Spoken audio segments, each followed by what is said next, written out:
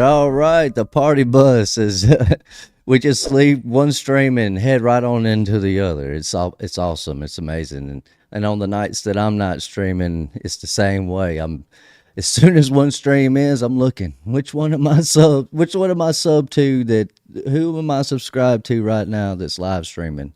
I have to check out the chat. You guys you guys are amazing. This is the most amazing community in the entire online world right now. I mean, this is a blessing. What a truly, truly amazing gift to have Karen and Preston in the house, Lindsay in the house, got Brother Trey in the house. He's got the blue wrench, so y'all watch out. Susie G loves Jesus. I love saying her name out loud. I don't like just saying Susie G. It's always Susie G loves Jesus. Yeah, we got Pepe Silva rolling in, honk honk. Starman right on from one channel to another. We got Jack L. Good evening, everyone. Everyone, good evening. Lindsay. We have Miss Lindsay and Susie G loves Jesus. Blessings to all in Jesus' name. Pepe Sylvia. I think I said that. We got Mr. David. Starman, of course. Blessings to you, brother. Blessings to you. Got Miss Pearl in the house. Got Miss Wendy. Stacy Lou. All right. I think I said that right. I hope I did. Mia or Mia or MIA. You guys are amazing. The Truth Conspiracy to Christ still thrilled. Blessings. Terry Can-Am. Good to see you here, brother. Garrett Brown. JT just shouted you out. Awesome. Good to hear you. Good to hear and glad to hear you. Glad to have you here. And what a blessing. What a humbling gift to be able to do what we do. You know, I mean, it for a long time, it hasn't always been this way. You know, it's you try to talk to people here and there, and they hear you, they listen, they understand what you're saying, but they only hear you in that one moment that they're around you. Then they're not around you, and then they're off back doing whatever and thinking whatever until maybe the next time they're around you again. And then it becomes a thing where just people don't want to really be around you a whole lot. And so it's a blessing to be able to hop on here Thursday night and be able to hang out with you guys and see you guys in chat.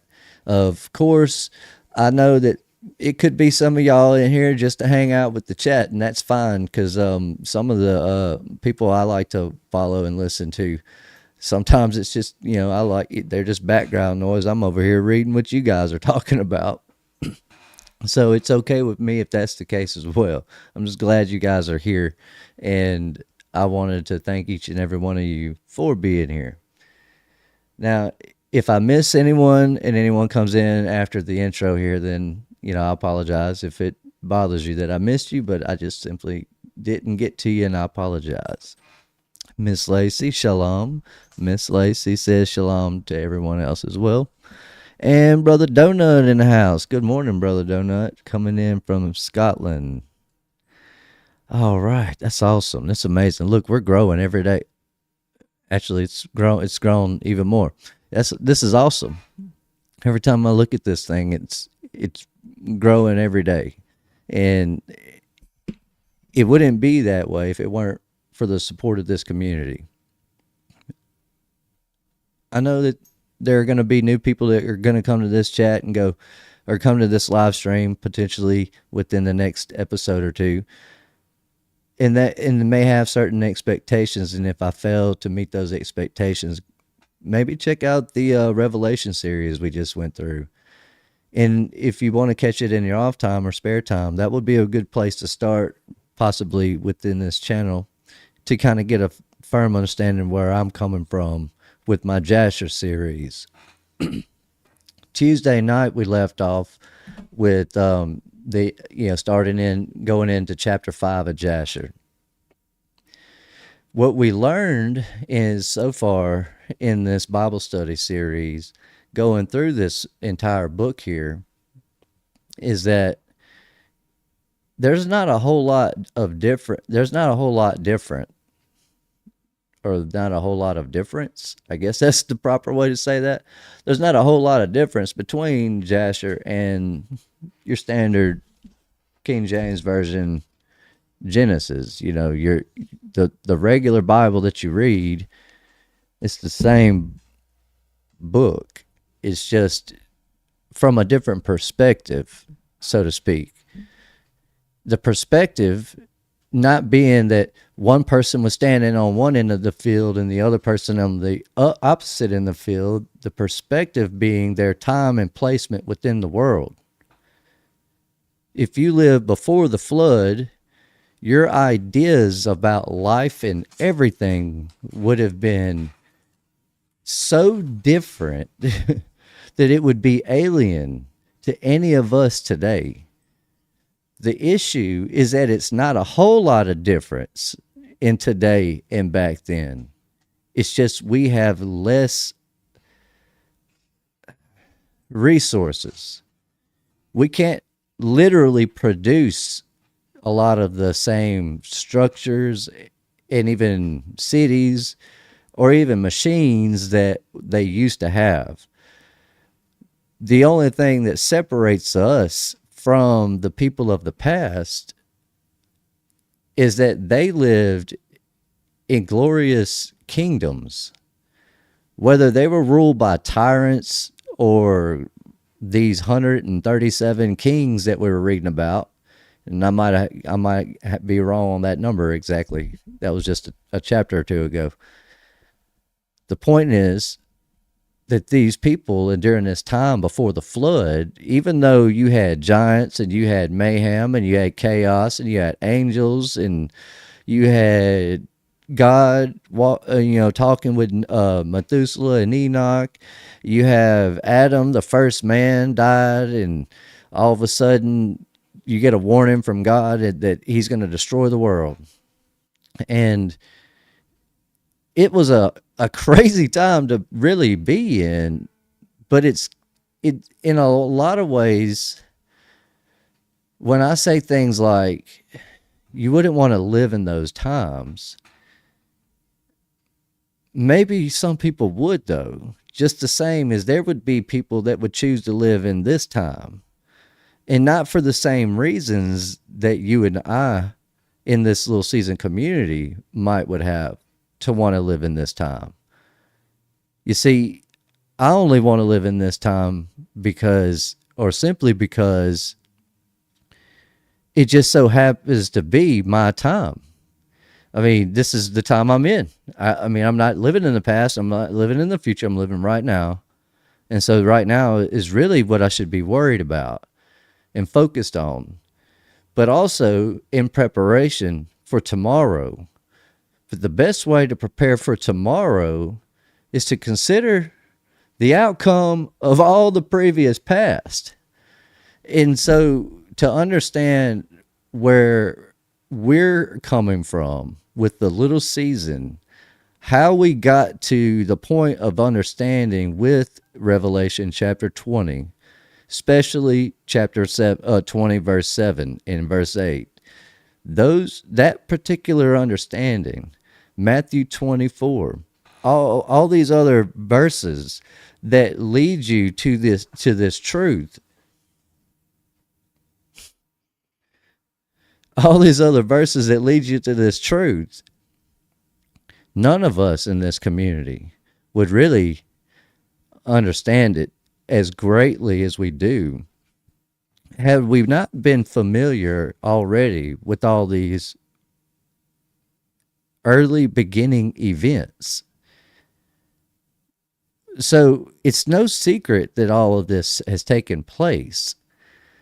The issue is whether or not you, the audience today, believes the message that's being presented to you or not. That's the understanding of believing in me. It's not that I need you or want you, the audience, to believe in me throughout this series. It's that I want you to be able to see these words and go, they told me I couldn't figure this out on my own, but here I am doing it. And we're doing it live 2 nights a week, sometimes more if we're blessed. The issue isn't that. It's that we look into this and go, well, where do I fit in with it? And how did they figure this out? What does all this mean in the beginning? And that's where a proper Bible study comes in place. The issue with these Bible studies that people would go to, they're introduced to information that doesn't lead them to the truth. And some of this stuff is kind of like this. All right. So I haven't pulled this up since the last time we went live with it. But see, the thing is, they have this thing here. I'm going to change this color. I'm going to change. That's not what I want to do. All right. I got to change this brush. Boom. Okay. The point that I'm about to tell you, I guess the point I'm getting at with all of this is that this Earth here, this picture, this moon map, as we call it, this is kind of just an example of how big the world is. Oddly, I think, and I do believe that as much land that they're hiding from us, or trying to anyways, I do believe that there's more land even way out here on the outside of this. But we can only see what's in this blue circle. Now, the reason I'm pulling this up and showing you this is because over in Jasher, we're going to learn about these people, the people that ultimately designed our future, our current today. All of these people and all of their suffering and everything and how it comes to an end. It's kind of like seeing this thing full circle, just come back around on itself. It's pretty amazing, but a lot of this, as you guys have noticed throughout my previous series, almost every line can be pulled out and turned into a doctrine or a set of beliefs separate from what this thing says. And in order to understand what this thing is telling you, you have to look at it like it's a scroll, like it's a beginning, middle, and end. Beginning, present, end. The present may not be necessarily the present you're considering. It could be the present of the audience. It's always the present of the audience. Let me rephrase that. It is always the present of the audience. And to understand Scripture properly through a clear, unfiltered lens, you have to look at it as it is. As simple as that.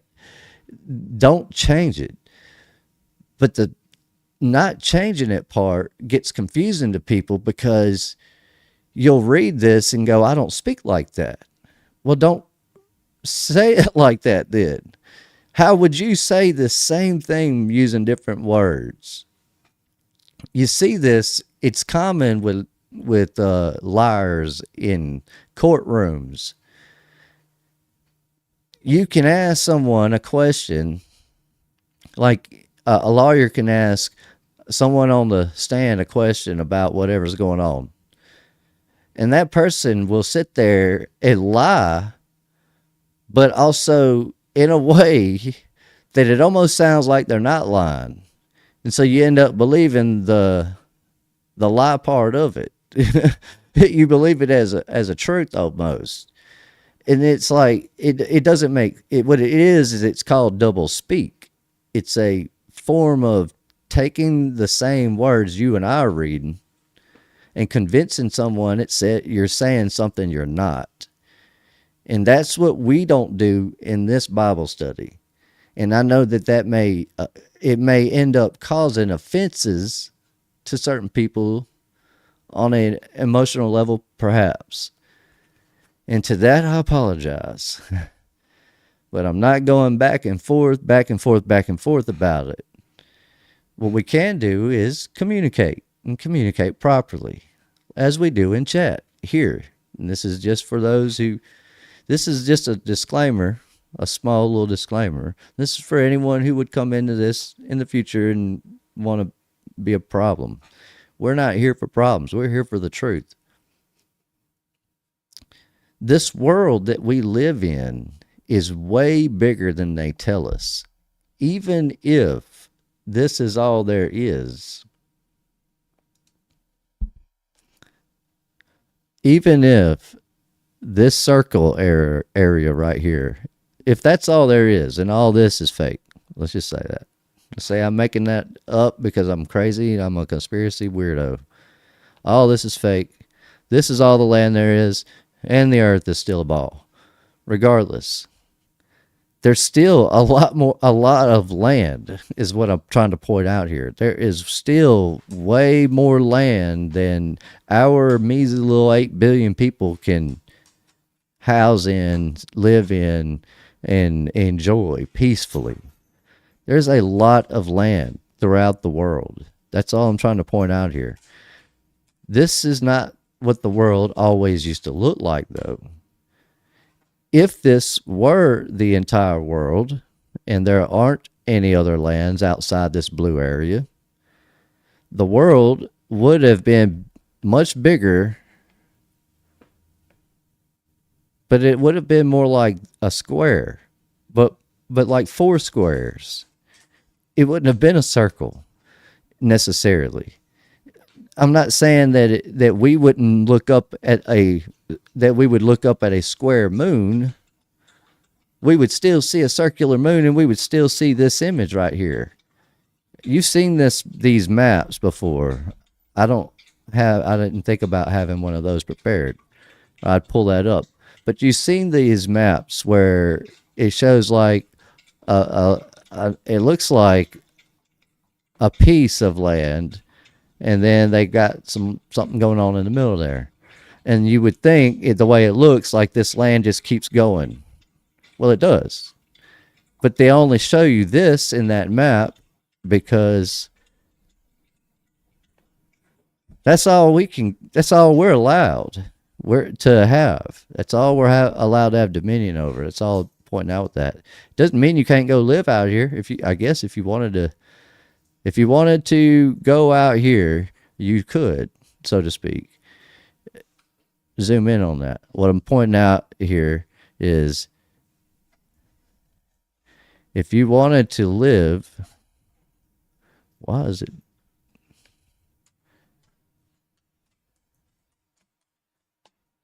All right.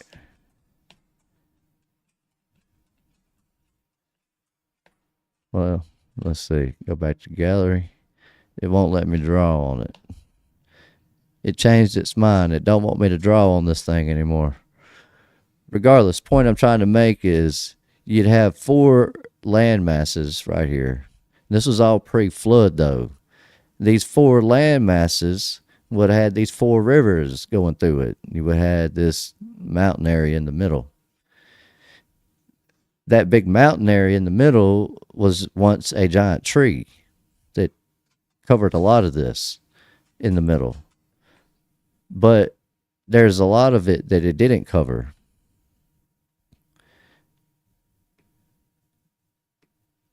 I don't know why it won't let me draw right, but there's a lot it wouldn't let me cover. I guess I don't know. It won't let me color on this thing. But what I'm trying to say is there was a lot more land. All the land didn't necessarily get broken up. That's why I don't think this is all of it. This I think I think we're only seeing a quarter of it. This is only it. No matter how much more land there is, this is still only a quarter of the earth. That's my belief on that. I don't. The other people may not believe that, but to understand this, I have to get through this part. Is all or the understand this the way I'm trying to explain it. We have to get through this part. So if you're confused about this is why there's a reason I'm going through it. Just hang tight. This area of land that's in this ring right here is us, though. That is all of us. These people in the past, they are more. Actually, I'm getting ahead of myself. They are these people here. And now I kind of put this down. I hadn't been back to this. I haven't had time to finish this. But all this is showing you our lifespans. It looks like these lifespans aren't that long right here, but that's because I've taken long periods of time and shrunken these spaces and gaps down. But what you're seeing here are these dates and numbers and names on this line on these lines right here. These lines and numbers represent how old these people were when they died. The year that they died, as I've written it on here, is the year either that they were born or the year that they died. And it's on here showing you what year of mankind that you would be in. If your timeline is correct, it should end up looking, no matter who you are, I don't care how many Bible colleges you go to, if you know how to do basic math, once you get to this point, to Jehoshaphat, it gets really tricky.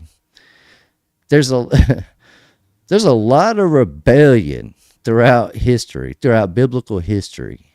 So much so that it's like if people would just listen and just would do what they're told to do, basically, then we wouldn't be even having this conversation. I mean, none of this would be going on.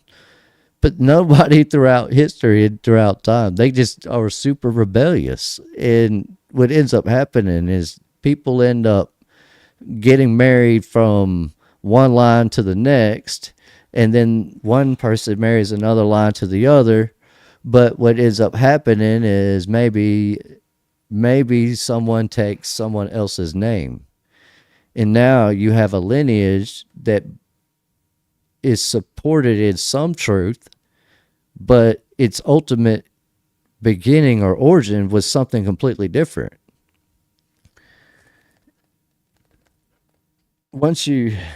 It's going through the entire race thing in the discovery of who you are, who I am, what tribe you come from, what people you come from. It's such a daunting task. It's a 20-year process to figure this stuff out. And that's grinding on it. Now, I didn't do that. I did a lot of it. I spent a lot of time on this.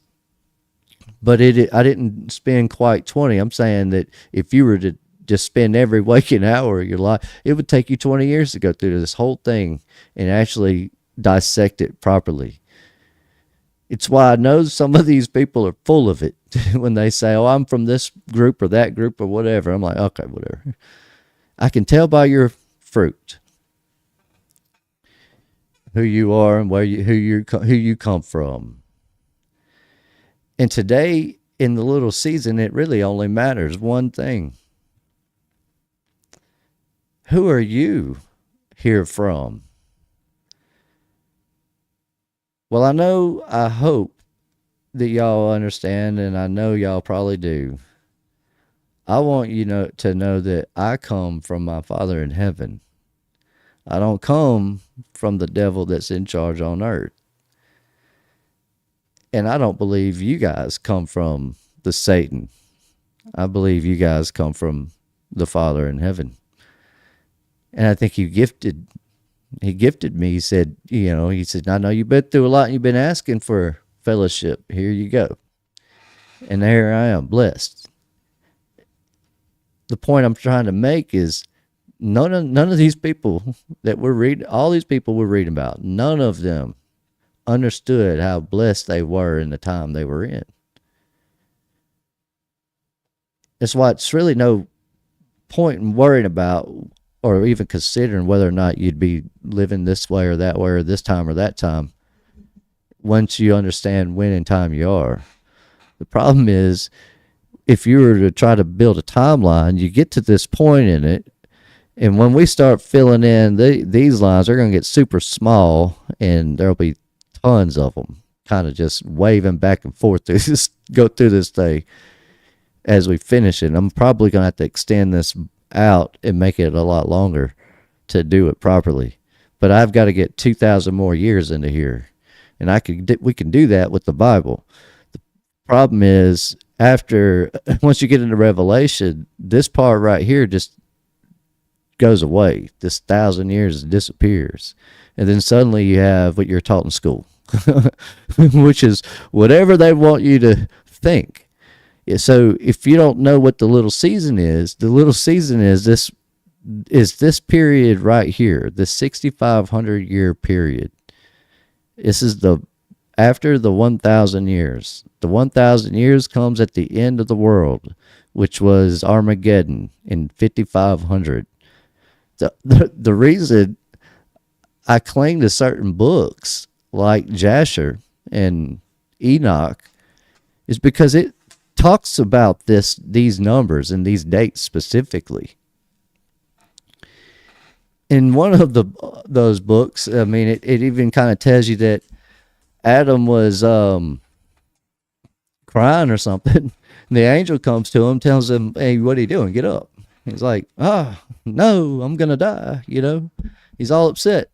And the angel looks at him and says, "Man, God's not going to do anything for 5.5 days. You got plenty of time." Adam didn't understand, especially when day 6 rolled around, and day 7 and 8 and 9 and 10 and year 140, year 250, year 870. And then the year 900 rolls around, and you might even begin to believe you're going to live forever. Seems to be in that world, in that time, people would only die from starvation or war or violence in some way or plague. Something bad would have to happen. But it wouldn't be just like everybody lived to be 800 or 900 years old. This was a conquering time period, conquering world.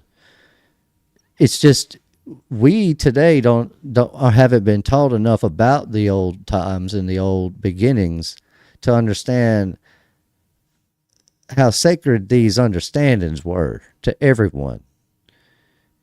We fail in sacred understandings because we're not taught them growing up. What we're taught is whatever they teach in school. All that mess. Not all of it is untrue or unnecessary. Some of it is necessary. But it's like trying to weave lies into truths. It doesn't work.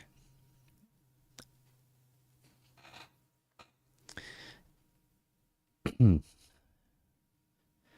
Jasher part 5, it says, chapter 5, it says, "And it was in the 84th year of the life of Noah that Enoch the son of Seth died. He was 905 years old at his death." 905 years old. That's how old, all right, Seth was when he died. Let me show you all this. I mean, this is crazy. When you see it, it makes more sense, I feel like. This is pretty cool because right here I'm showing you what this is showing you is You have Seth in his line, and he's born on the 130th year of Adam out of the garden. Whether Adam was 1 year old or 1,000 years old or 2,000, doesn't matter. That's his first day on this earth, on this land that we walk on. Seth was born in the year 130. He lives all the way to Seth dies in the year 1042. It says in verse 2, or line 2, it says, and in the 179th year of the life of Noah, Canaan, the son of Enosh, died. So if we go to Canaan, he's on here, and he dies. Let's see, Canaan was born in the year 325. We go up to Canaan's line, we follow it over. Canaan dies the year 1235. That's the year he died.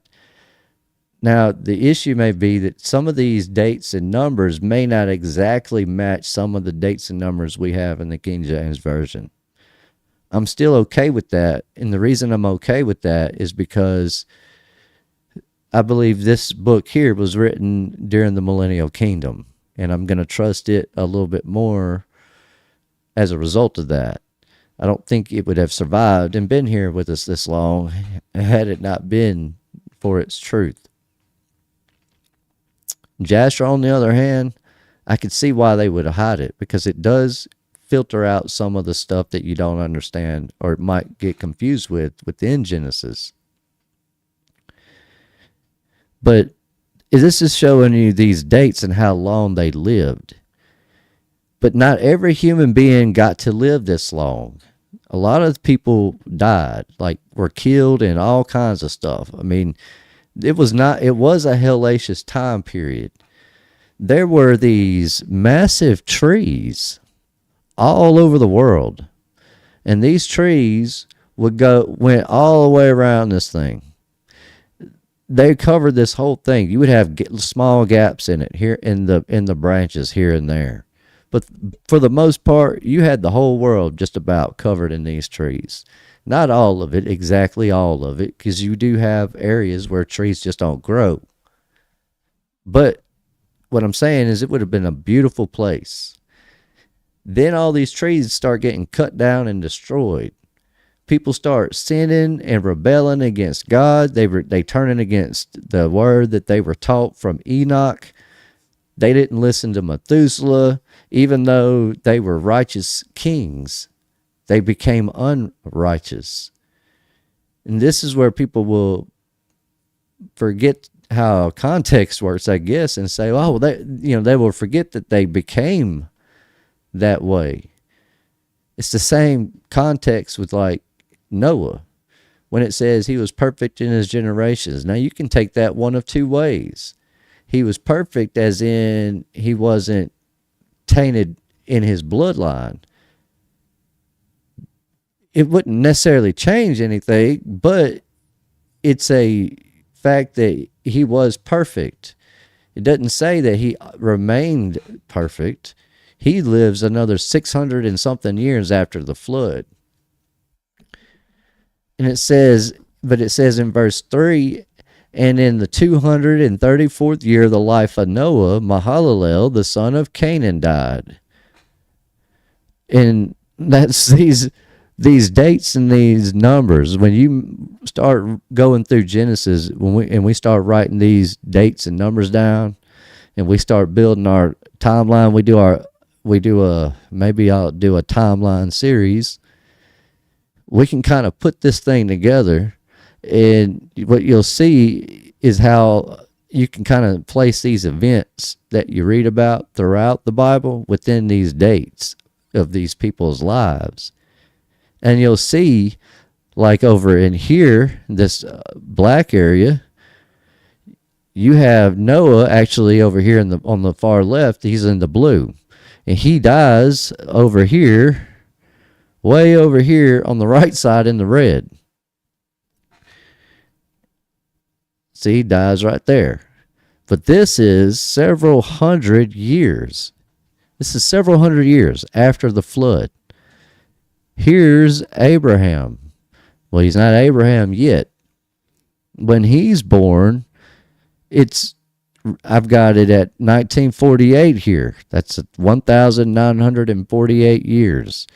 You could subtract that 1656 from that 1948 if you were curious as how many years it'd been since the flood. You could do that with any of these numbers. You just take 1656 away from it. And when you go through this thing, you notice when you read through Jasher, we're going to learn more about Abraham than we actually read about and learn in Genesis. And it's fascinating because you'll see here, Abraham was born before Noah died, but Noah lived before the flood.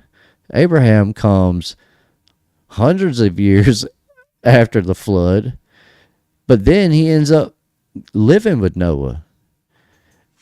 And so after Noah dies, you get all these other people and everything, all the way up to King David and so on. And as we go through these bloodlines and these lineages of all these people we're reading about, you can see how when certain events take place in these stories that we read in Genesis about Abraham, that Noah was aware, could have been aware, just as aware of what was going on as we are by reading it, because he was there. He lived during a large portion of Abraham's life. In fact, Abraham lived actually a pretty good long life. All these people's lives, though, get shorter and shorter. These here in the black that I've gotten, they had long lives. You can see by the trail at the top, the line I got at the top. You can see I got Shem up here at the top, and his line is real thick, but it goes from before the flood all the way to after the flood. In this timeline, I don't have Japheth and Ham on here. And there's a reason for that. It's because I don't think they're here. I don't know. I don't know. I think there's only one line on earth right now. That's all of us. We're all from these people. You, me, we're all from these people in some way or another. Whether they're pre-flood people or post-flood people, it doesn't matter. These are the people we come from. It's imperative that we know and understand how long they lived. You see, Shem dies even after Noah. And he lives way over here even after Abraham dies. Shem is still alive. Where you get these old ruins where you have statues and paintings or whatever of these giant beings next to these little people, those aren't gods and they're not necessarily giants. They're just these people. And not necessarily just Japheth by himself. There could have been 50 people or 100 people or 1,000 people from Japheth that would fit into this dark purple line.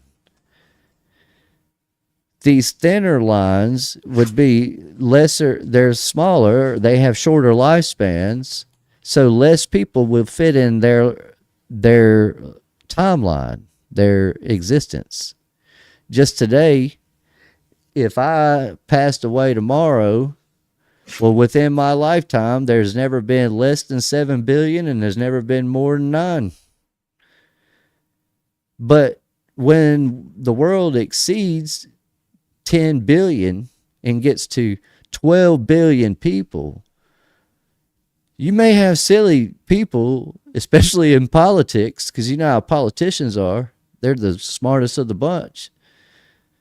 They'll say silly things like there's never been a time when it was like it is today.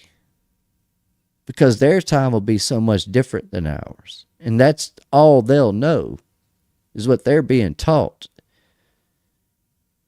The issue becomes, for us, is what we're being taught leads to what they are going to be taught. And I don't want to leave my family or the people I care about behind without knowing who we are and where we come from. The choices that we end up making in life ultimately lead to the judgments and the consequences and the errors throughout the errors of our ways. We learn that through life lessons and experience. But you can learn all that from reading this book and reading these verses and these scriptures. When you start seeing how long these people lived, this is post-flood. This isn't before the flood. This isn't some 80 billion years ago when the Sumerians were around. The point is also, I want to point out with this, is that while I'm pointing out that some of these people had longer lives, they had bigger bodies. And that's what led to these longer lives. The point is, once you get to this area in time, I'm zooming way in. I know y'all can't read any of that. That's not important necessarily. What's important is this big, thick line. This is when the flood happens. If for some reason we just assume these people in black here are no different than us today. We live a fraction of what these people lived back then. It's crazy. These people back then lived almost 1,000 years. All of these men were righteous men. That's why their names are written in the Bible. When you think about why there aren't any other men's names written in the Bible, it just goes to show you how many righteous men there's ever been on the earth. There could have been more, but they're not written in the Bible. But they may be written in the book of life, and that's what's important. And that's where we all want to get to. And what I want to point out with all of this is that when you get into the little season, where the time period we're in, you see this part starts and stops right here at 5,500. And I had gotten to that with a previous timeline I'd built, but I've done it on paper, so I'm trying to do it on transfer all that through here. But the point I'm trying to make is that angel told him 5.5 days. Well, that was the day of judgment. That's when Jesus came back, destroyed this world, built and rebuilt it in his image. But then if you really try hard, you're going to miss this out. You're going to be missing this 1,000 year period. You're going to get a lot of stuff that you can kind of put in here, but it's not really going to make sense. What ends up happening is you go, wait a minute. That looks like that doesn't sound right. That doesn't make sense. But then you'll get to this area where you get this 6,500 area. That's around our time period. And a little bit past that, and everything starts to make sense. But it gets harder to hide things the further back you go in time.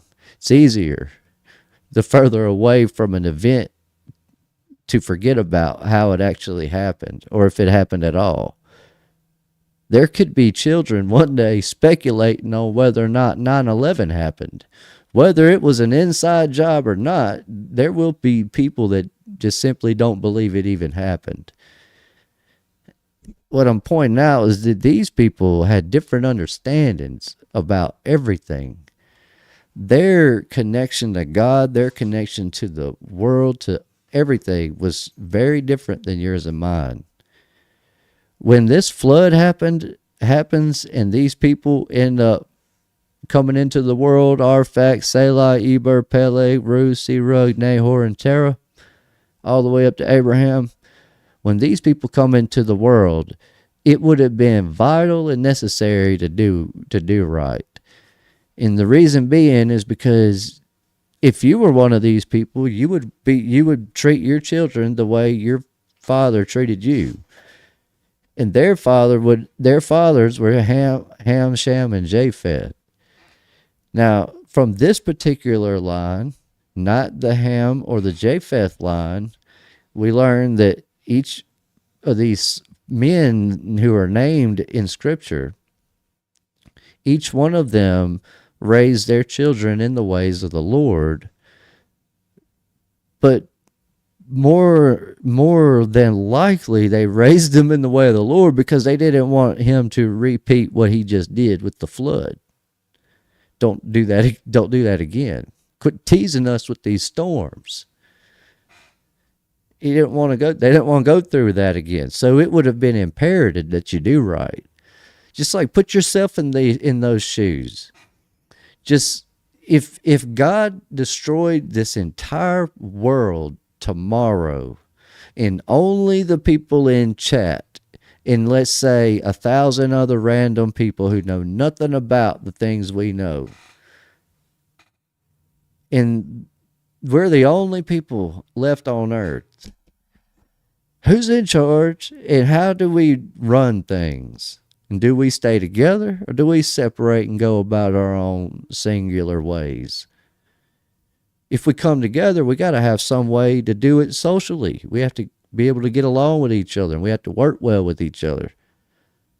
But if someone says, let's say we know that God destroyed the world yesterday because of cell phones and the internet.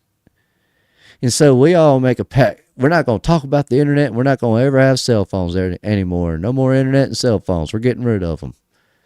And that's what we decide we're going to start teaching our kids. We're just not going to talk about it and mention it.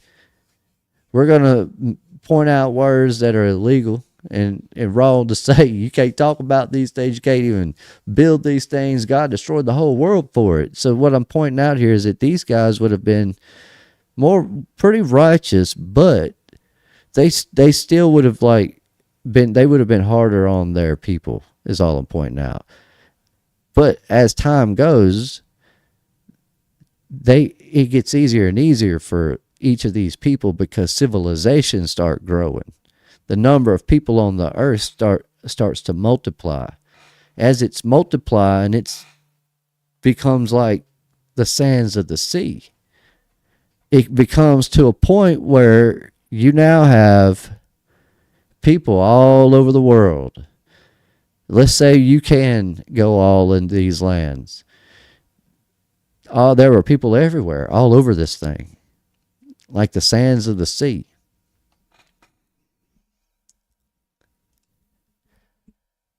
Today we just have 8 billion.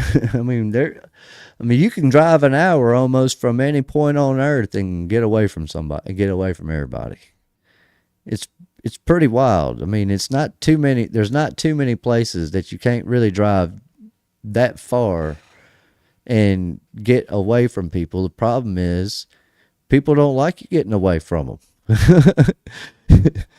Somebody out there in this world wants to know who you are and where you're at all times, and they want to control every movement you make. There are weird, real people just like that. The problem is those people know they're weird, and so they don't tell you.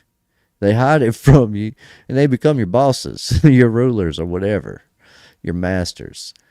They become the ones that control everything.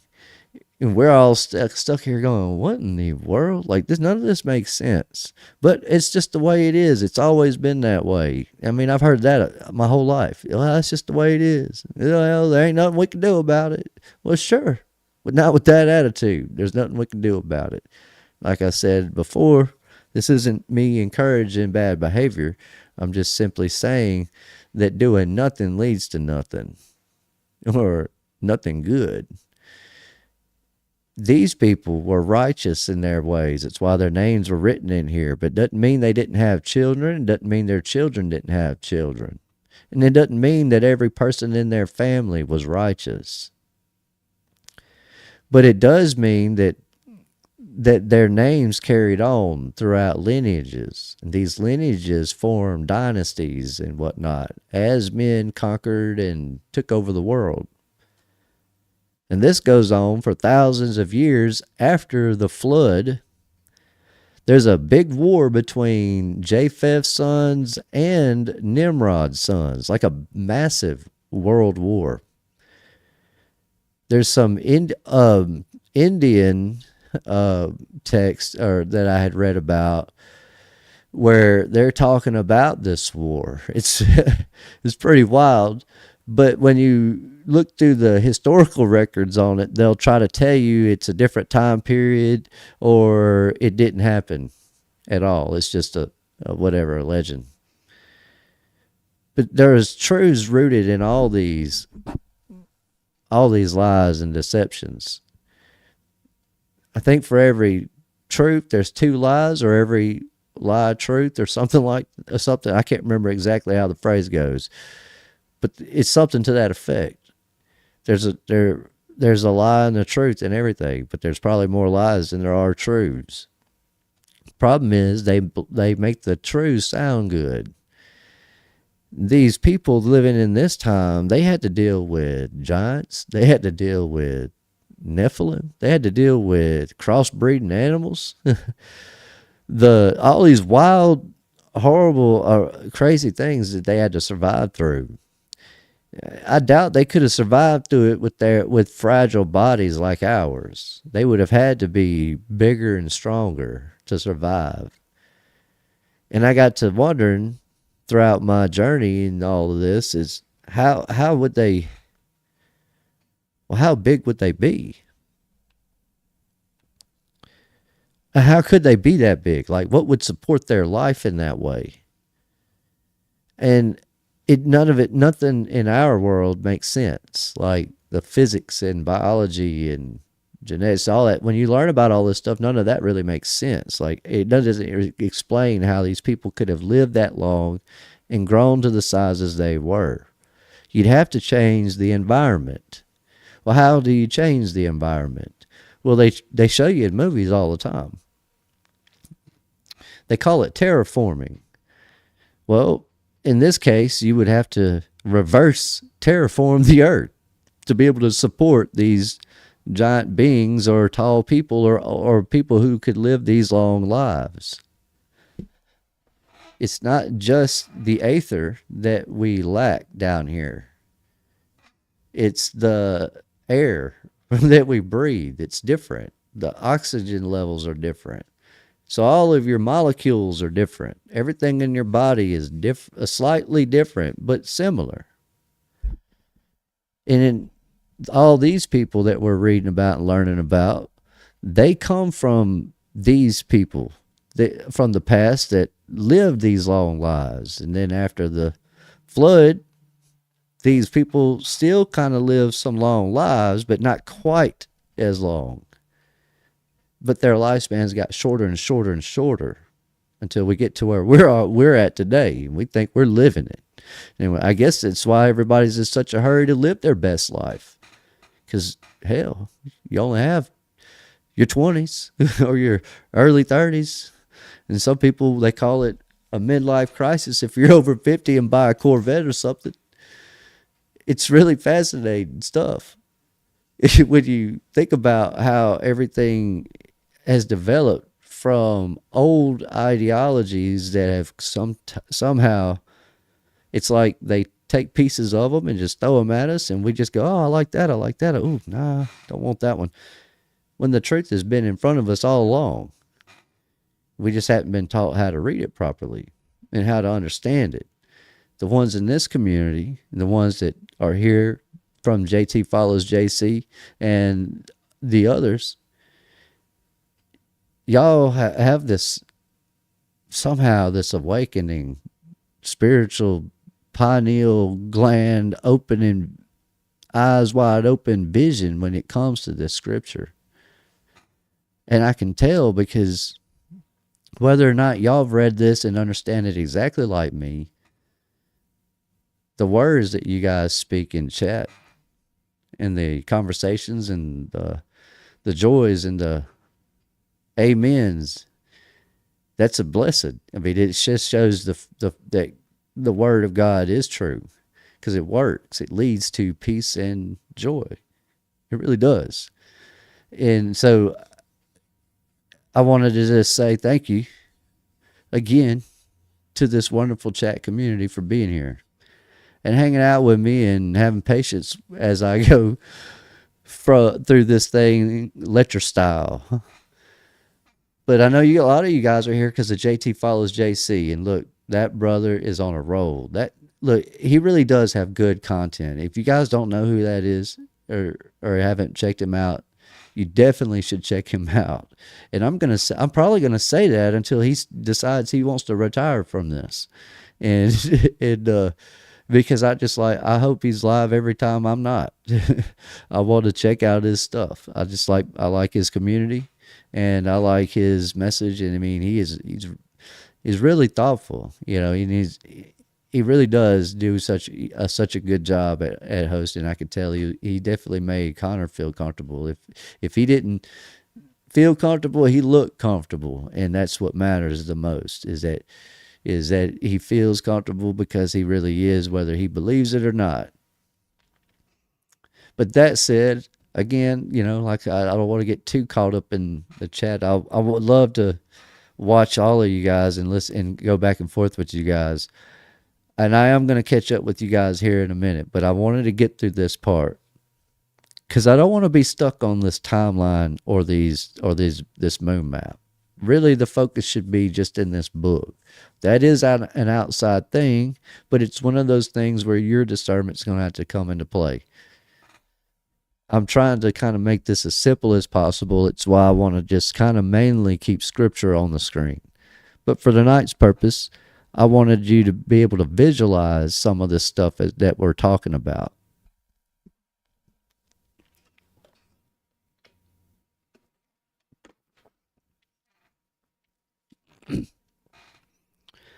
It says in verse 4, and Jared the son of Mahalalel died in those days. Jared's going to be somebody that will get mentioned again later on. And Jared the son of Mahalalel died in those days. And in the 336th year of the life of Noah, and all the days of Jared were 962 years, and he died. And all the who followed the Lord and died in those days. They followed the Lord, but they died in those days. That's a blessing to them and a gift to them from the Lord, because they got to basically escape judgment. Doesn't mean they weren't judged. They were judged, but they were judged. All I'm pointing out is that, all right, I don't want to confuse anybody with this. You can speculate on this, and you can say that they died and they get judged immediately, or you can say that they don't get judged till we all get judged. The point that I'm making is that they were righteous enough. They were mentioned and put in this Bible, and when they died in those days, that's God doing them a solid, because that flood was terrible. Because it wasn't just like it rained and the water just slowly rose up and people had time to get on boats and stuff, and then because why not? Why wouldn't they just get on boats? I mean, they had boats. They had the capabilities of sailing or ships and building ships. It doesn't make sense to me to think that Noah would have been the only person on earth that knew how to build a boat or knew anything of a boat. What didn't make sense to people is where he was building it and why and how big it was. That was the only thing that was odd to these people. But when Noah comes into the scene, he's like, hey, this is about to be flooded and destroyed, but you don't have much time. And he don't know how much more time. All he knows is that it's not much time. And it actually was 120 years. And for you and me, we can't say, when we learn that actually in Scripture, that none of us today can say exactly how much time we have left. It's why it's really important to understand where Jesus was coming from when he spoke those red letters, those red words in that book. The reason it's important to understand him and understand where he's coming from and what he's trying to teach us and to know a lot of this stuff is because all of that's what leads you to the truth, and it leads you to this everlasting life. It leads you to everything that you really want, whether you realize it now or not. But we're shown it and taught about all this stuff in a way that makes it more like a fantasy and not real. When this is the truth. The truth being that and all who followed the Lord and died in those days before they saw the evil which God declared to do upon the earth. And after the lapse of many years, in the 408th year of the life of Noah, 408 years, when all those men who followed the Lord had died away amongst the sons of men, and only Methuselah was left,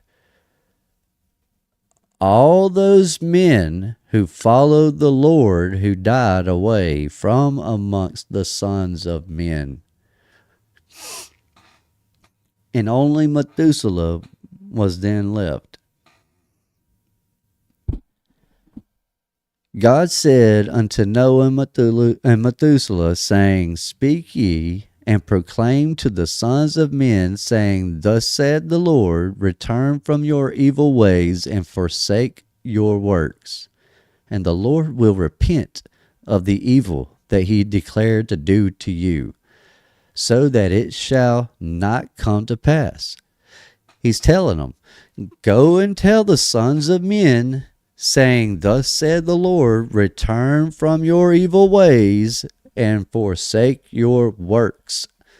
Everything you think you're doing, stop. Quit it. Cut it out.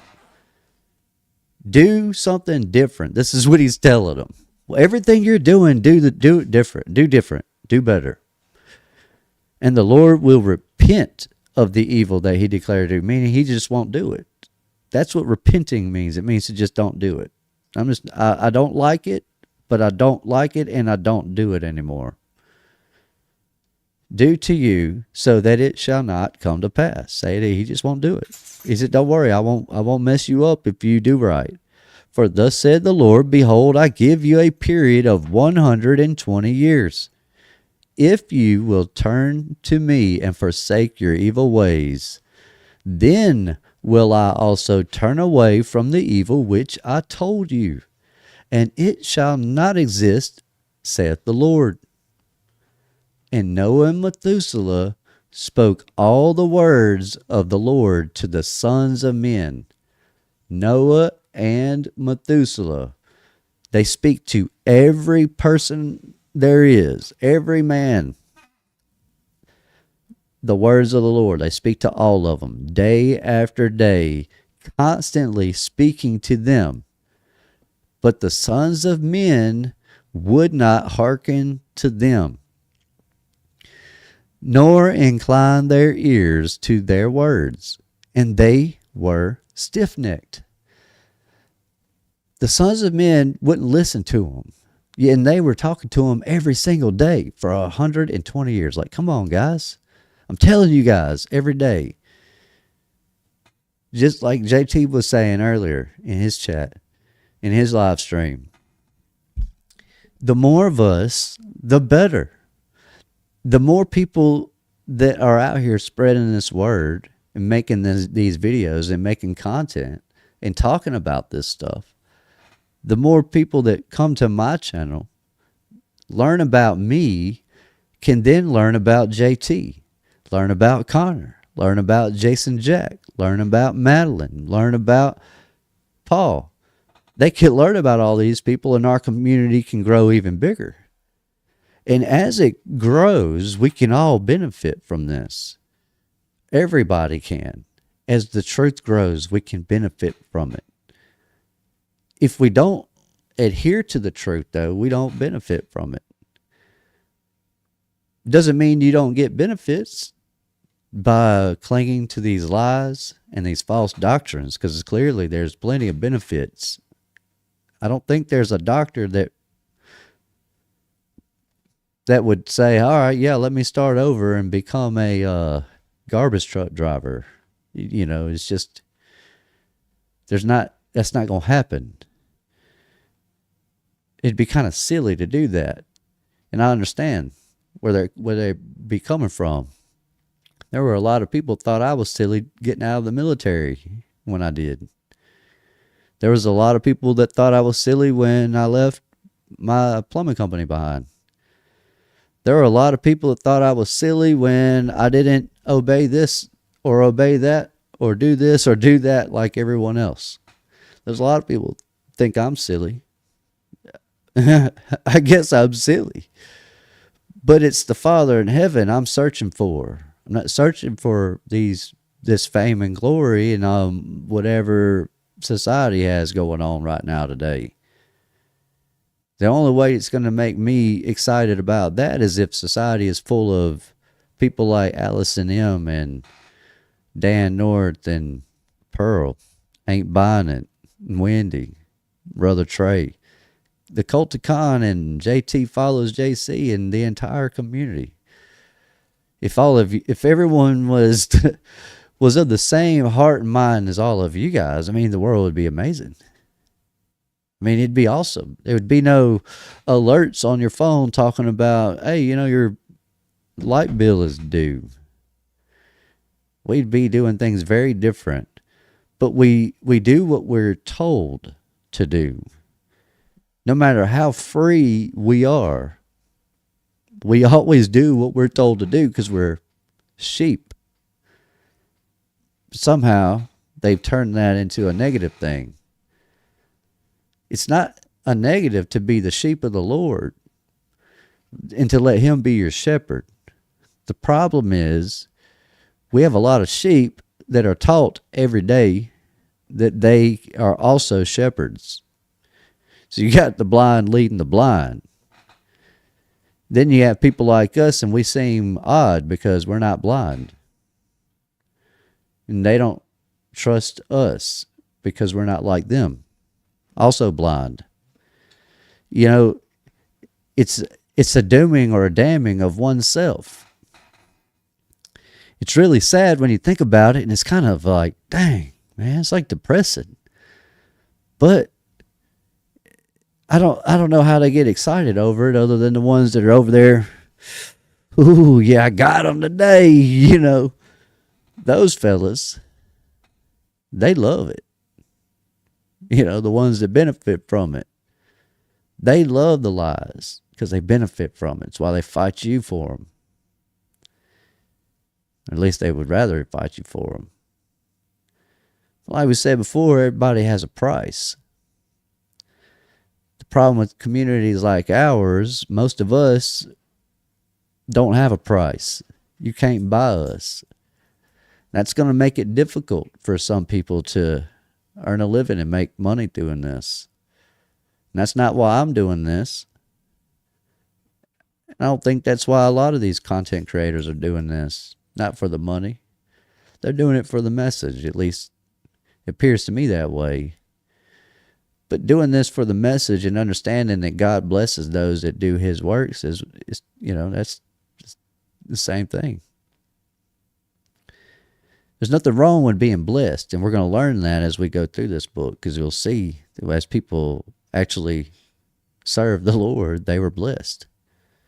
And so a lot of people learned from their mistakes before the flood. Then after the flood, they kind of know about them, they remember them, and then they forget about them. And every time they forget, they rebel hardcore, and they suffer hardcore. And it's the same thing with today. And it'll be that way up until the end. But today, you got men creating these events that are causing most of these problems that everybody deals with on a regular basis. I mean, they can cancel me or ban me or shut me down all they want. I don't really care. What I care about is you guys understand what's going on in the world and understand this book. And what's going on are things like, I hate to say it because it's such a controversial thing. Things like cancer. I get so fed up with hearing about it because it shouldn't exist. I mean, not that it shouldn't exist, but it shouldn't be a problem. Yet it is. And we allow it to be that way because we do nothing. Well, it's hard to do something when you don't know what to do. And a lot of us don't know what to do because we're going into life as if we're the first and only. As if all these people who lived hundreds of years before us, this didn't matter. None of their suffering or destruction or worldly judgments mattered, only ours. And that's the only one we've been worried about our whole lives, most of us, in society and in life and just in general. But to understand where I'm coming from with the whole who we are and race thing and all of that stuff, you really got to go through this whole book because otherwise it really don't make a whole lot of sense. It's just jibber jabber. And so I get it to the young lady that thought my one of my episodes was just constant jibber jabber. Welcome to Truth Unfiltered. It's just the way it is over here sometimes. We do have such a beautiful community, and it's amazing. I'm extremely blessed. Like, I mean, I don't know. I can't say it enough, man. And I'm not trying to build you guys up. I'm not trying to boost you guys up, but yeah, I am too, because it's the truth. And I don't mind boosting you and building you if it's the truth. It's when you don't deserve it. You know, if you guys were in chat constantly fighting and bickering and arguing, and wouldn't be the same thing. And so it really is wonderful seeing that. I don't know if anyone else has noticed this, but you can go into any live stream on the internet, period. If it's not the Little Season community, nobody agrees. Nobody is getting along. Everybody has their own opinion about whatever it is they're talking about. It doesn't matter what it is. But in this community, we're all on the same page, and it's a blessing. It's awesome to see. You know, one person can't change the world unless that one person is Jesus. And all of these people, Noah, the sons of Lamech, who refrained from taking a wife in those days to begot children, for he surely now God will destroy the earth, wherefore then shall I begot children. I mean, why would he? But he does, and that's what leads to Jesus. And because he does, we have Jesus. Because we have Jesus, we understand we understand how to discern the truth through Scripture. And a lot of us in this community are new to this discovery of understanding how to see this truth properly. And that's why we have these Bible studies. It's why we love getting in chat with everybody. You know, I bet if I put a mic in front of Miss Wendy, she could teach anybody this stuff if she really wanted to. All of you could. A lot of you could anyways. I would say it like that. But it's not hard to teach it if you just simply go through it line by line, precept upon precept, going at it in order as it's written, from start to finish. Then whenever you think back on a topic, you can understand you can have a truthful understanding and perspective of the entire event, because you've seen what led up to it, what caused it, and what became a result of it. Today, we just make decisions. Oh, yeah, we'll just do that. I mean, Beyonce wore those shoes, so we should too. You know, everybody else is buying Lil Wayne. We ought to buy Lil Wayne. You don't know who Lil Wayne is? You're not cool. I don't know what's wrong with you.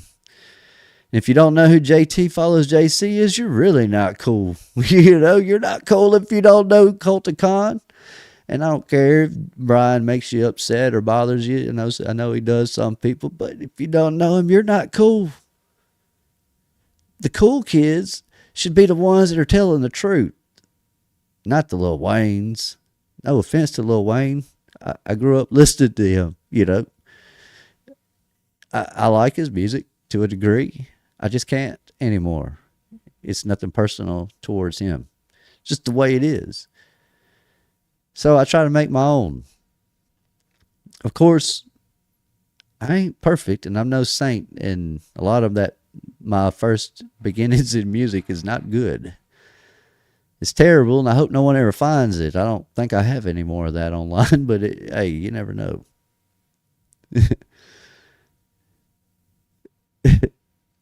Thank you, Brother Cotter.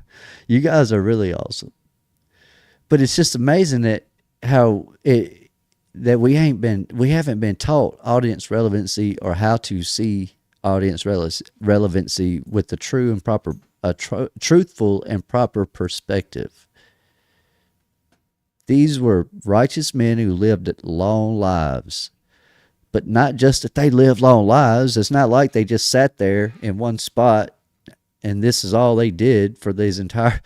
I mean, they had families, they had lives, they endured life for hundreds of years. We endure life for 100 years or less, some of us.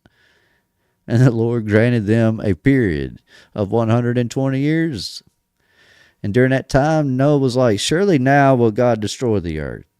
But why should I even have children? I mean, it doesn't make sense. Why would I bring children into a world that's been destroyed? Noah was just a man. Yet he was perfect in his generations, and the Lord chose him to raise up seed from his seed upon the face of the earth. From Noah, all of us today, whether we're resurrected or reincarnated, whatever, doesn't matter, or here for the first time, we're here only because that man lived. Because he was perfect. That's why God chose him. Not just that he was genetically perfect, which I do believe he was genetically perfect. He was spiritually perfect. And Noah was just a man, though. And the Lord chose him to raise up seed from his seed upon the face of the earth. And the Lord said unto Noah, take unto thee a wife, and beget children. And for I have seen thee righteous before me in this generation. From the Lord's mouth. And thou shalt raise up seed, and thy children with thee in the midst of the earth. And Noah went and took a wife, and he chose Naamah, the daughter of Enoch. And she was 580 years old. Now in Genesis, it doesn't tell you which Naamah they're talking about. And because Genesis isn't clear on which Naamah, we can rely on the book of Jasher because it was the book of the upright. Books like the book of Lamech of Cain, we can kind of read that as a cool story. But that's a different story. And that story may not be the truth. But the book of Lamech of Cain, it doesn't translate to anything that means anything about God or the truth. There's no reason to assume its relevancy or its truth. Jasher, we can kind of take into consideration for truth only because our Bible mentions it.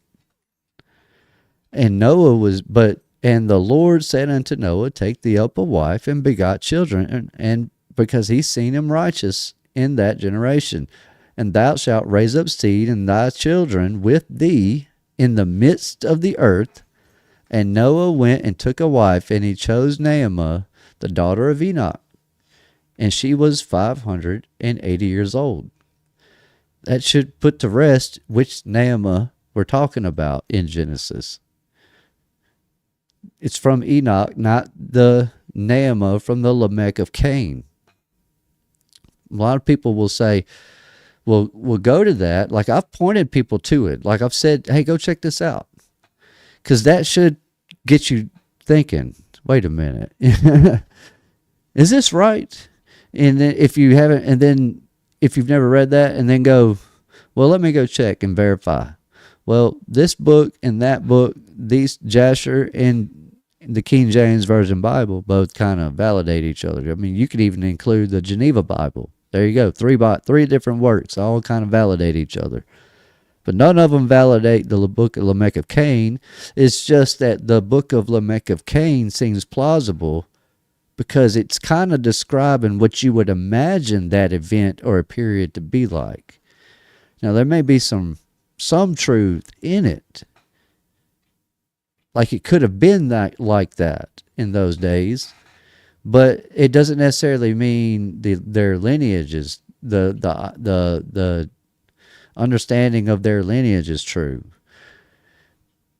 Because they both can't be true. Noah's wife can't be from two different seeds. It doesn't make sense. The point I'm trying to make is the entire line of Cain has been eliminated from this earth.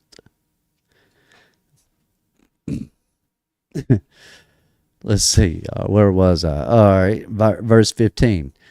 And thou shalt raise up seed in thy children with thee in the midst of the earth. And Noah went and took a wife and chose Naamah, the daughter of Enoch. And Noah was 498 years old when he took Naamah for a wife. He was an old dude. But he still has like 600 years to go. So it's not like they got married and then that was it. And Naamah conceived and bare a son and called him Japheth, saying, God has enlarged me in the earth. And she conceived again and bare a son, and he called his name Shem, saying, God has made me a remnant, to raise up seed in the midst of the earth. Now what it's saying here, he called his name Japheth, saying, God has enlarged me in the earth. All this is telling you is that the sons of Japheth will be on average large men in comparison to these other people. So you will have two different groups of people. But they won't be giants, like actual giants. They'll just be bigger people. That's all it's telling you right there. When it comes to Shem, it's saying he'll be a remnant, meaning that from his line you will have righteous people. The remnant of Noah would be a line of righteous men. And so he will be a remnant of that. I think this is perfect that it's Thursday. That gives me Friday, Saturday, and Sunday, and then till Tuesday to go live again. 4 days to recover from whatever's happening to my nose right now. But apparently something has just hit me in the last few hours. So if I'm nasally, I apologize. And Lamech, the father of Noah, died in those days, yet verily he did not go with all his heart in the ways of his father. Lamech, the father of Noah, died in those days. Yet verily he, that's talking about Lamech, did not go with all his heart in the ways of his father, and he died. So he would have been all right had he not slipped up. He had messed up somewhere. And all it takes is one sin. One sin. And it's over with. And all the days of Lamech. Well, the reason I'm saying one sin is because in this day, in time, aside from the information God gave directly to Enoch to give to the kings of the earth, the only true law was don't sin, period. Sin and you will die. And that's what happened. They die because they sinned. Everybody dies if you sin. We're all sinners. So it is what it is. We're going to die, but it's not like it's the end of everything for us. It's nothing to be worried about. It is a mournful moment. I mean, I would miss any one of you guys if something terrible happened. I swear I would. And I know you guys would miss me if something happened to me. The point I'm trying to make with that is that there's nothing wrong with having,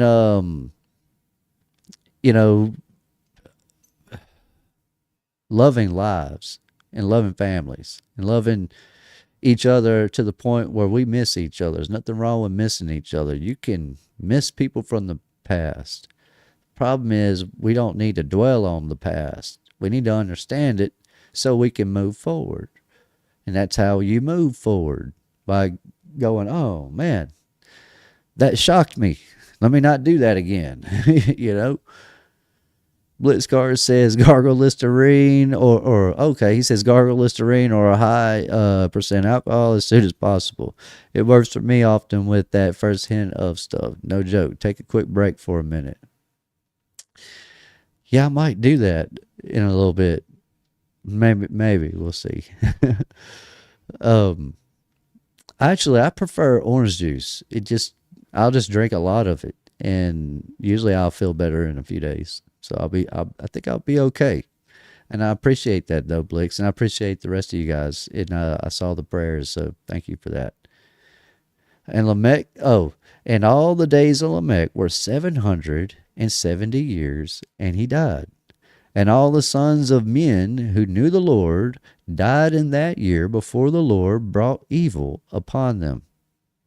For the Lord willed them to die, so as not to behold the evil that God would bring upon their brothers and relatives, as he had so declared to do. All the sons of men who knew the Lord died in that year. In that year, the Lord brought evil upon them. That's the day of the flood.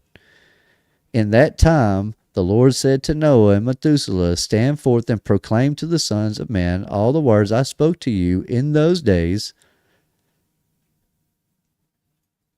I know that doesn't pronounce this way, but I want to say, peradventure, peradventure. Okay, that is right. It just didn't sound right in my head. Peradventure, they may turn from their evil ways, and I will then repent of the evil and will not bring it. If they would just repent and change. See, we can feel bad. Feeling bad and doing something are two different things, though. And if you're doing wrong, you need to do good.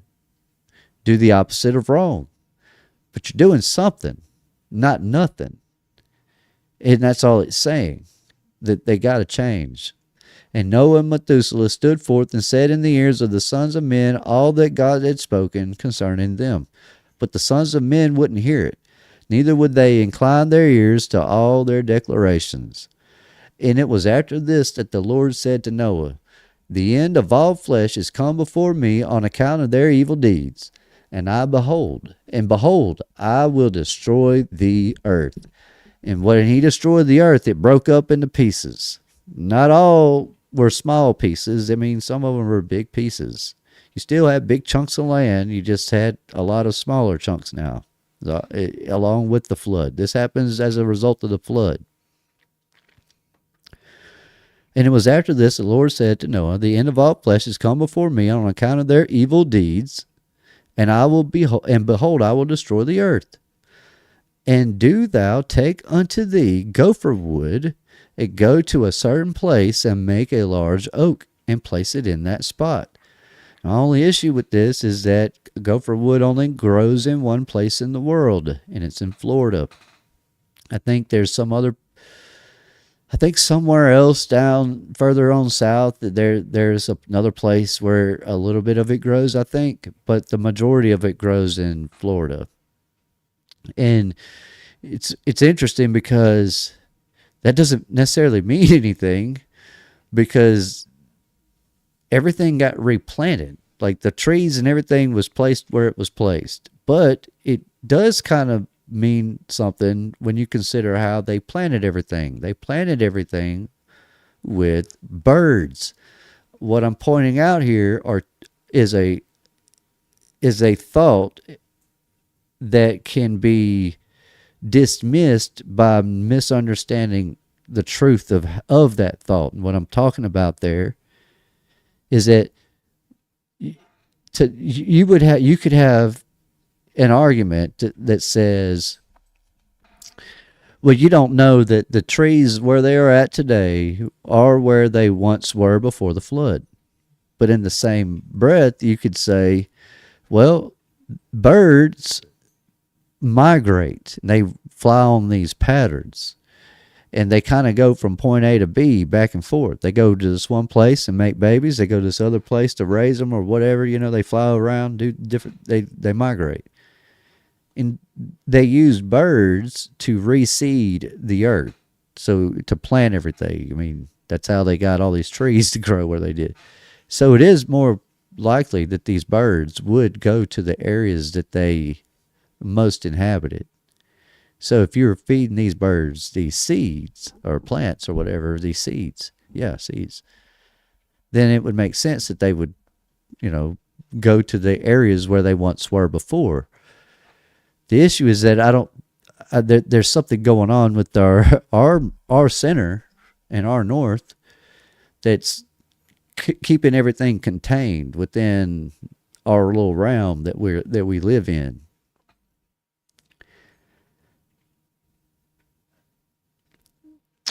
Yeah, all right.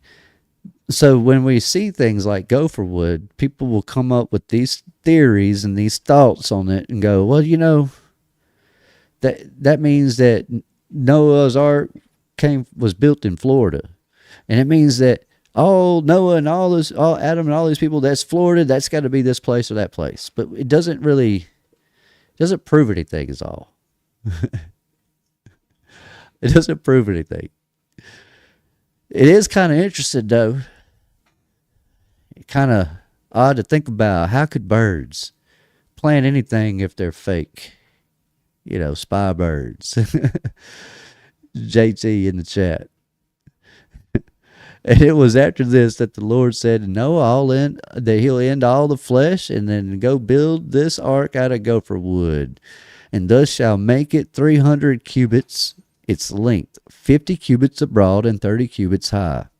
And thou shalt make unto thee a door open at its side. Now I kind of went on past 27 because I don't want people to cling to that. But to understand that properly in perspective, audience relevancy, these people are bigger. A cubit is the standard measurement of a man. Today, the standard measurement of a man is based on the scale on the average 6 foot tall. Now, obviously, that may or may not be exactly true. Who knows?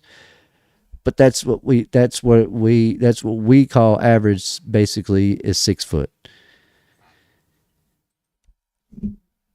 To scale this, you would have to understand a cubit to you and me would not necessarily in inches or kilometers or millimeters or centimeters wouldn't be measured out and be the same size as a cubit would be to Noah. Noah versus you and me, his cubit would have been based on a standard measurement of a man at his time. And in his time, the standard measurement of a man was roughly 30, 40 feet tall, give or take. It was tall. They were tall people, big people. So his standard cubit measurement would have been bigger. And so when we read this, you'll have people that'll come up with things and say, well, this church or that church or wherever, they done figured out how big this thing is. They done replicated it. You can go see it on display. Even though that, like that ark up there, I think there's one in Tennessee or something like that, or Arkansas somewhere. I'm not exactly sure. But there's this ark up there and they say it's to scale. My only issue with it is that it's possible that is true. But I question everything. And so I can't help but come to the conclusion that even though that fake ark is a scaled replica, it's still small compared to what this ark would have really been compared to you and me today. It doesn't change anything for you and me. It's just an understanding that these people were bigger for various reasons. The atmosphere was different, the climate was different, the life and everything was different back then. And so it's hard for us to truly place ourselves in their shoes, because we couldn't repeat these events that they went through even if we wanted to. A lot of them. Doesn't mean we can't try, but I don't think it's happening. And especially in the little season. I mean, what a blessing that we only get this short little period of time to have to deal with mayhem. And then it's game over, Satan. You lose.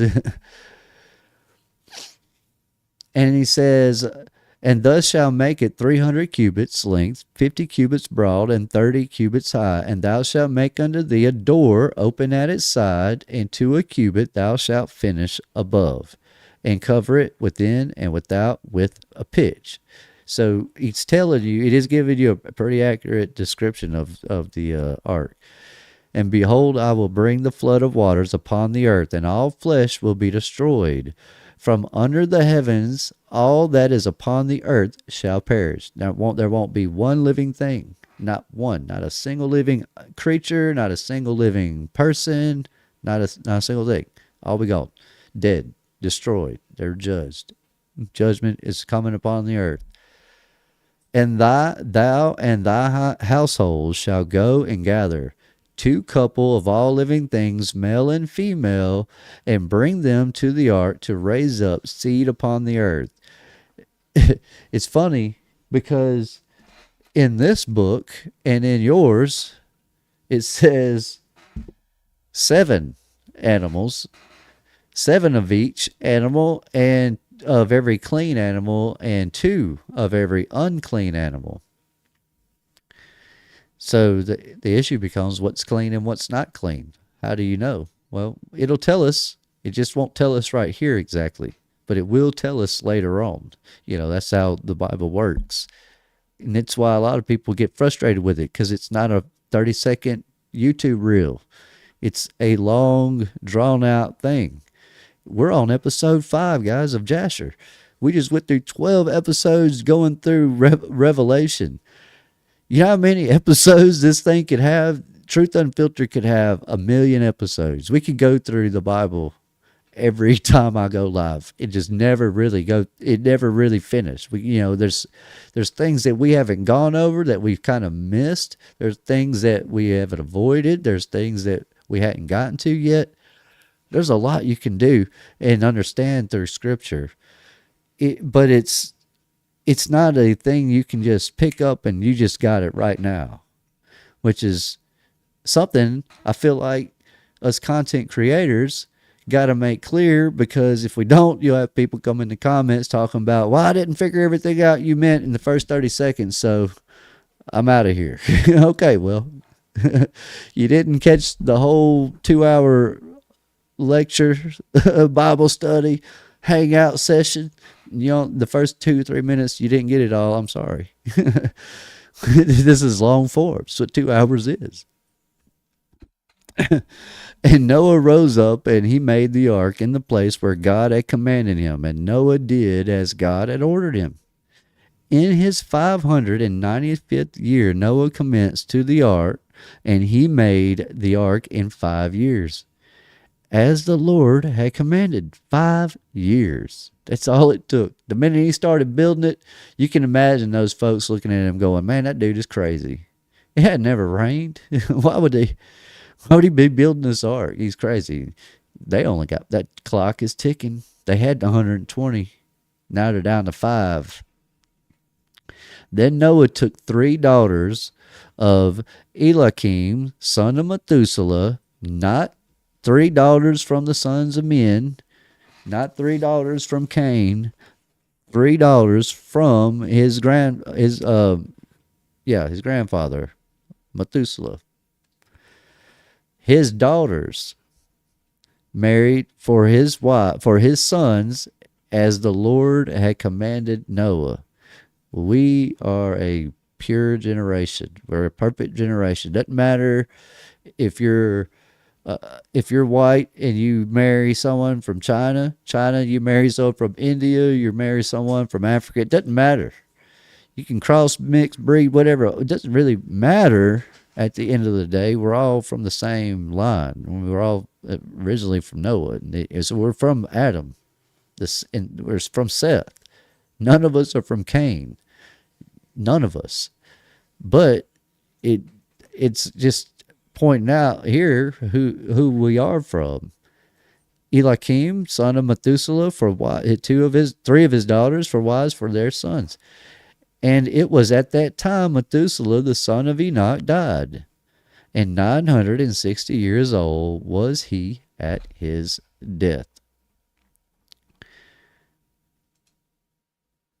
At that time, after the death of Methuselah, and the Lord said to Noah, Go thou with thy household into the ark. Behold, I will gather to thee all the animals of the earth, the beasts of the field, and the fowl of the air, and they shall all come and surround the ark. So what we've just went through, I guess, going through this thing, going back to chapter 5 in the beginning of it, is we're seeing how long these people lived.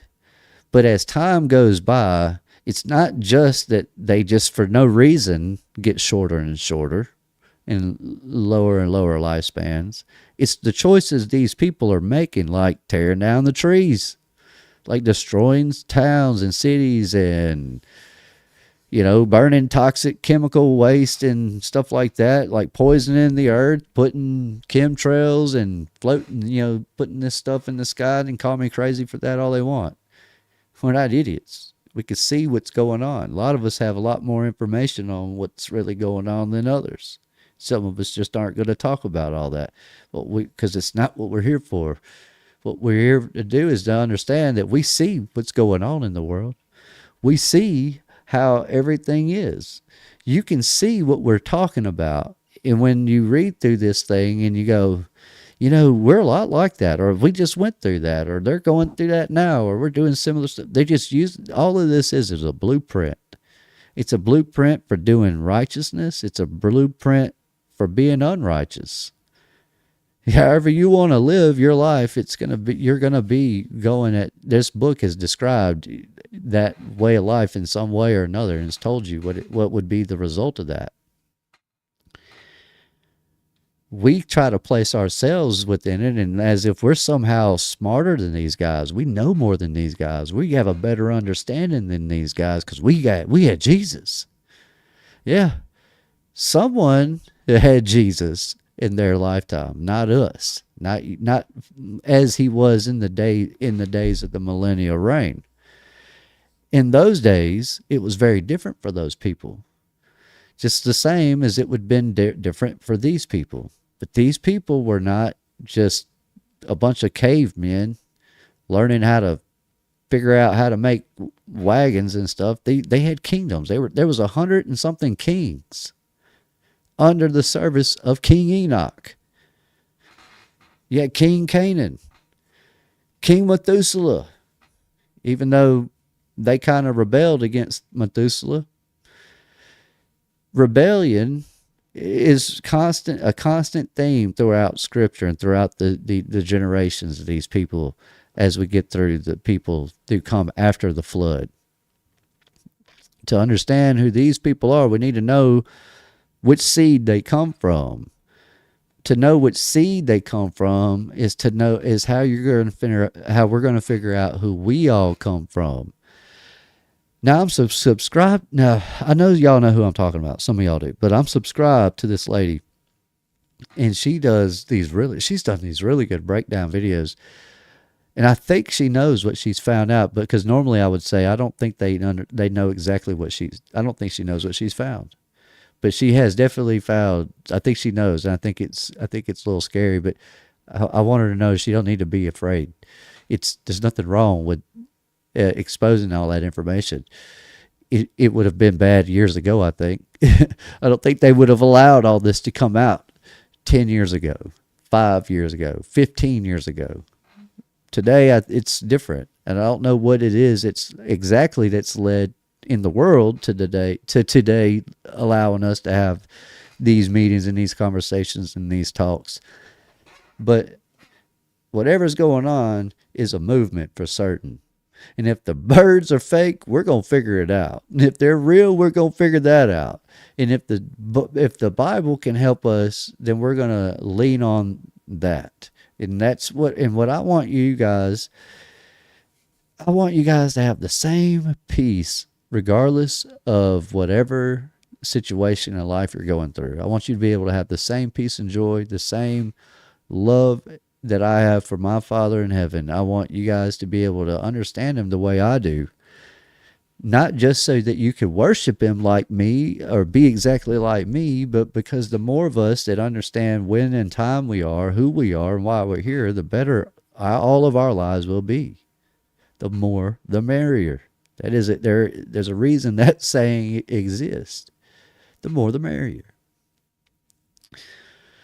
All right. Other than that, that's pretty much all I wanted to say and go over with this episode for this Jasher series.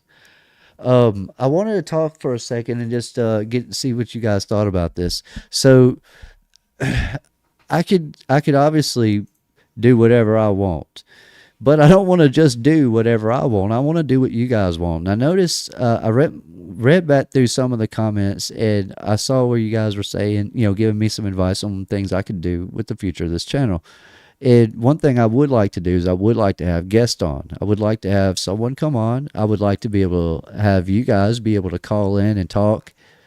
I would like to do what Ain't Buying It suggested, or maybe it was Cage Fighter, but it was one of those two that suggested that maybe we go back, we do an episode where we kind of go over some of the previous episodes and kind of, highlight some stuff. Like if you guys had questions about them, about something, we could kind of go back to it and address that. So it doesn't have to be just a strict Bible study every single time we come to Truth Unfiltered. Although the Bible study series are why I began this channel. So, but I don't mind adding to it, as this thing grows. So, I would like to do that. And so I'm gonna have to do some thinking on how I'm gonna do it or how we're gonna present that. But I do want to have a guest on. I would love to have someone like Connor on, JT, or Jason, Jack, any one of them that would be willing to come on. I'd love to have them on here. And if one of you guys would like to come in and talk with me in a live session or something, maybe we can do that and make that happen as well. I would really appreciate that if you guys would participate with me in those things. That being said, the other night I played you guys a song, and that was I kind of played a piece of that song in a previous stream, but I was kind of nervous about playing the whole thing. It's not something I do and show. I don't just go around bragging and showing every person in the world what I do in my spare time when I'm bored and sitting around. But if you guys would love to hear any more from me, I would like to play some more from me. I wrote a song, and it's kind of like a story. It's a story of someone rising up, falling, only to be lifted up. And so it's rising up, chasing the dream, and then you fall. It comes up, but it may not come out that way. It may not sound that way, and everybody may not perceive it that way. But I would love to end this with another song if you guys would like to hear that. But if not, I can end this with my normal closer. And then, of course, I would love to make some more music. And whenever the brother Cult of Con gets some time, we have an opportunity to get together, and maybe we can figure out a way to collab on a song or something. And I think that would be really cool. Actually, that would be really awesome if we could do that. Let's see. Cult of Con, he was right here. Where is it? He says, we definitely need to get together again soon, brother. Yeah, we do. I had a lot of fun. And I had a lot of fun on JT's chat, and whenever I was hanging out with him. Look, actually, I've learned from each time I've been on. I'll go back and watch and go, oh, I need to do this, or I need to do that, or I need to add this. So I noticed that when I was on Paul's channel that one time, it was really dark and hard to see me. And I don't think I had my gain up as loud as I could have. So I've kind of tried to learn. But this next song that you're going to hear is another song I wrote during my kind of journey to Christ and where I am today. It's not necessarily a pure reflection of who I am today, but it's not necessarily bad, like that nasty, but it is a taste of the me that's inside of here that you don't see, because I'm pretty good at managing my emotions as it is. But I love you guys. You guys have been awesome and amazing. I see we were able to get Ben T in the house tonight. We had Starman, Jenny Murphy, Susie G, Loves Jesus, Little Season Fellowship. And of course, JT Follows JC in the house as well, everybody. And like I said, if you guys don't know who JT Follows JC or the Cult of Con are, by all means, go check them out. If you can't figure out their link on my homepage, I got them down there. You just scroll down and click on them, and it'll bring you right to them. Those guys have really good content, and they are, really good at doing what they do. So if you guys aren't subscribed to them, by all means, do that. You will not regret it. Look, this chat has been awesome. I know I haven't talked a lot with you guys. I had a lot I kind of wanted to say tonight, and I'd been kind of dwelling on. Tris Clark says, I got to get with Josh Monday. He's a rapper. Email him. All right, I will email him. But yeah, absolutely, JT and Culticon. We get a chance, we'll definitely work together, and we will make this little season. We're gonna put our stamp on it, one way or the other. We may be living in a weird time and a deceptive time. Doesn't mean it has to be all doom and gloom. Doesn't mean you have to be full of depressed. Doesn't mean you have to be alone in this journey. We're here for each other. You guys have been awesome and amazing. This is the best community in the world. I love each and every one of you guys. I will see you guys Tuesday. I'm just trying to find my home. Come Caribbean.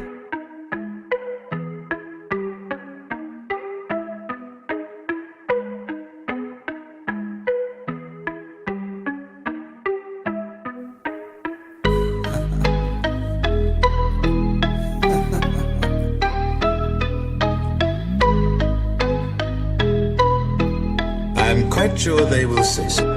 I come from the bottom, no silver spoon, but now I'm living large, making hits every noon. Got a lot of enemies, but they can't stop my grind. I'm the king of the city, yeah, I'm the one that shines. I used to be in the trap, selling drugs in the street, trying to make a living, but it never felt complete. I knew I had a talent, so I put it in my rhymes. Now I'm the hardest rapper, getting paid for my lines. Got a couple homies that I grew up with, used to share dreams, now we're living it. We made a pact to never go back to poverty. Now we're popping bottles and we're living like royalty. Had to fight my way up to make a name for myself.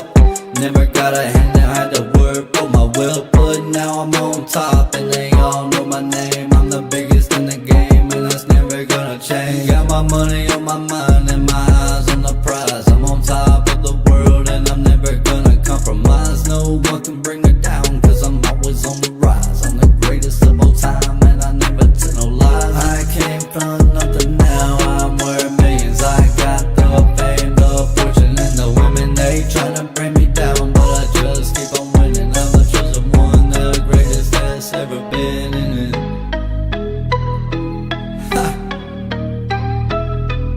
I remember the days when I was broken, hopeless, trying to stay afloat while others tried to provoke us. But I stayed focused, never lost sight of my goals. Now I'm living proof you can rise above the lows. I got fans all over the world, showing love to my music. They relate to my lyrics, cause they know I've been through it. From the bottom to the top, I'm the definition of success. And I'll keep grinding till there's nothing left. A lot of haters that don't bring me down. They can talk all they want, I'm the talk of the town. I'm a trendsetter, they just follow my lead. I'm always ahead, that's why they envy me. That's why they envy me.